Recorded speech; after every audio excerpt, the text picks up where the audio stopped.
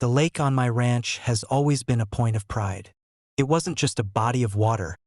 It was the centerpiece of the property, lined with wildflowers, reeds, and the occasional duck that had called it home for years.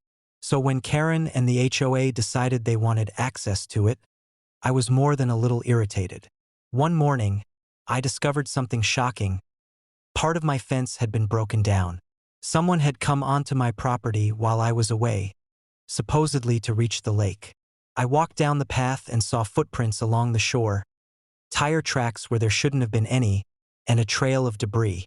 At the end of the trail was Karen, waving her arms as if she had a right to the water. "You can't block the lake. We have rights to this," she shouted. I stood there, taking in the scene. My land, my lake, my fence now broken. My mind raced, thinking about all the time I had spent maintaining the property, keeping it pristine, and protecting it from intruders. And here she was, thinking she could just stroll in and claim access. That's when an idea struck me. If Karen wanted to treat my lake like a public resource, why not make it truly private in every sense of the word, and legally untouchable? I went straight to the county offices and filed the necessary paperwork to purchase every easement and parcel surrounding the lake. Within weeks, I officially owned not just the water, but every strip of land leading to it. The HOA had no legal access, and any attempt to enter would now be trespassing. Next, I rebuilt the fence, making it taller and more secure than ever. I installed cameras, motion sensors, and even a small gate with a lock that only I had the code for. Signs went up everywhere. Private property, lake access restricted, trespassers will be prosecuted. The effect was immediate.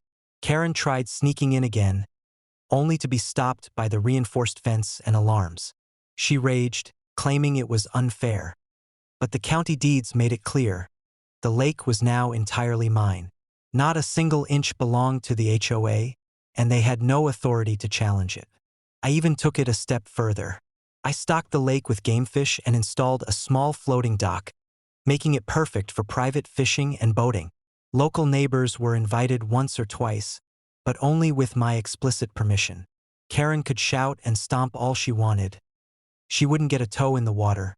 Over the following months, word spread about the lake.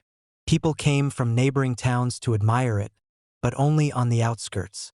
My property remained private, my land untouched, and Karen's attempts to gain access became a cautionary tale among the HOA members.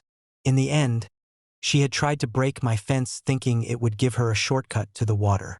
Instead, her actions triggered a series of legal and strategic moves that resulted in me owning the entire shoreline, securing the lake completely, and locking out anyone who thought they could just stroll in.